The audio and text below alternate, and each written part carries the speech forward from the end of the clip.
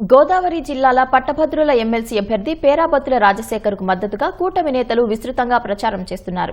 ఏలూరులో ప్రైవేటు ఉపాధ్యాయులు, ఉపాధ్యాయ సంఘాలతో కూటమి నేతలు సమావేశం నిర్వహించారు. పేరాబత్తుల రాజశేఖర్ ని గెలిపించాలని స్థానిక ఎమ్మెల్యే బడేటి రాధాకృష్ణయ్య, ఎంపీ పుట్టా మహేష్ యాదవ్ కోరారు. తణుకులో పర్యటించిన స్థానిక ఎమ్మెల్యే ఆర్విల్లి రాధాకృష్ణ పట్టభద్రులంతా కూటమి పట్ల సానుకూలంగా ఉండి రాజశేఖర్ ని గెలిపించాలని కోరారు.